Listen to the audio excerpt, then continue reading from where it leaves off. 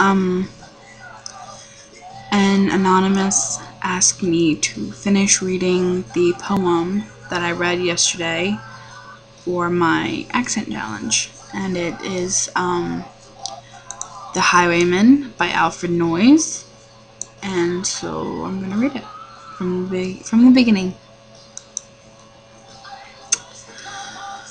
The wind was a torrent of darkness among the gusty trees.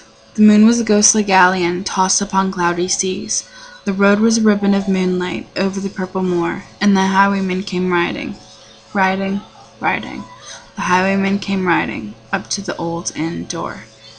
He had a French cocked hat on his forehead, a bunch of lace at his chin, a coat of claret velvet, and breeches of brown doe skin. They fitted with never a wrinkle, his boots were up to the thigh, and he rode with a jeweled twinkle, his pistol butts a twinkle, his rapier hilts a twinkle, under the jeweled sky. Over the cobbles he clattered and clashed in the dark inn yard, and he tapped with his whip on the shutters, but all was locked and barred.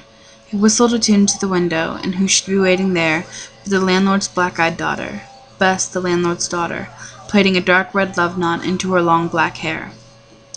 In the dark old inn yard, a stable wicket creaked, where Tim the ostler listened. His face was white and peaked. His eyes were hollows of madness, his hair like mouldy hay. But he loved the landlord's daughter, the landlord's red-lipped daughter. So dumb as a dog he listened, and he heard the robber say, "One kiss, my bonny sweetheart, I'm after a prize tonight, but I shall be back with the yellow gold before the morning light. Yet if they press me sharply, and harry me through the day, then look for me by moonlight, watch for me by moonlight. I'll come to thee by moonlight, though hell should bar the way." He rose upright in the stirrups. He scarce could reach her hand, but she loosened her hair in the casement. His face burned like a brand, as the black cascade of perfume came tumbling over his breast, and he kissed its waves in the moonlight. Oh, sweet black waves in the moonlight. Then he tugged at his reins in the moonlight, and galloped away to the rest. He did not come at dawning. He did not come at noon, and out of the tawny sunset, before the rise of the moon, when the road was a gypsy's ribbon, looping the purple moor, a red-coat troop came marching, marching, marching. King George's men came marching up to the old inn door. They said no word to the landlord, they drank his ale instead, but they gagged his daughter and bound her to the foot of her narrow bed. Two of them knelt at her casement, with muskets at their side. There was death at every window, and hell at one dark window, for Bess could see through her casement the road that he would ride. They tied her up at attention, with many a sniggering jest. They bound a musket beside her, with the barrel beneath her breast. "Now keep good watch," and they kissed her, and she heard the dead man say, "Look for me by moonlight, watch for me by moonlight. I'll come to thee by moonlight, though hell should bar the way." She twisted her hands behind her, but all the knots held good. She writhed her hands till her fingers were wet with sweat or blood. They stretched and strained in the darkness, and the hours crawled by like years, till now on the stroke of midnight, cold on the stroke of midnight, the tip of one finger touched it, the trigger at last was hers. The tip of one finger touched it. She strove no more for the rest. Up she stood up to attention, with the barrel beneath her breast. She would not risk their hearing. She would not strive again, for the road lay bare in the moonlight, blank and bare in the moonlight, and the blood of her veins in the moonlight throbbed to her love's refrain. Tlot, lot, tlot, lot. Had they heard it? The horse's hoofs rang clear. Tlot, tlot, tlot, tlot, tlot, tlot. I don't know why I can't pronounce that. In the distance, where they death that they did not hear. Down the ribbon of moonlight, over the purple moor, the highwayman came riding, riding, riding. The redcoats looked to their priming. She stood up straight and still. Tlot, tlot, in the frosty silence. Tlot, tlot, in the echoing night. Nearer he came and nearer. Her face was like a light. Her eyes grew wide for a moment. She drew one last deep breath. Then her finger moved in the moonlight. Her musket shattered the moonlight, shattered her breast in the moonlight, and warned him with her death.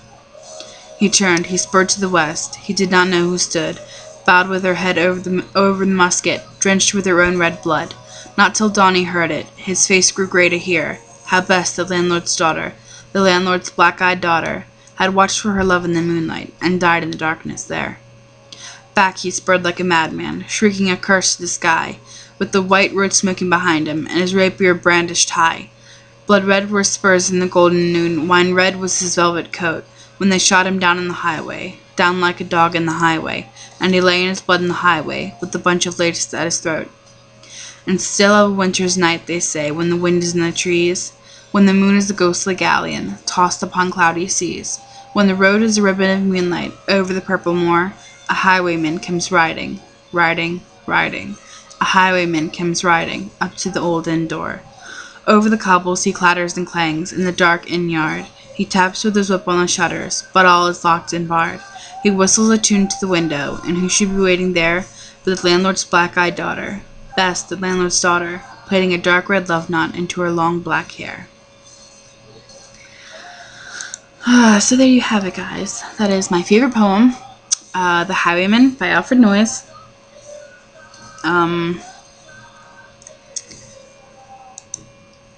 You can find this poem sung by Lorena McKennett. I think that's how you pronounce her name. Anyway, she does a really good job at singing it. Her voice is kind of like high and soprano. And anyway, it's a really good.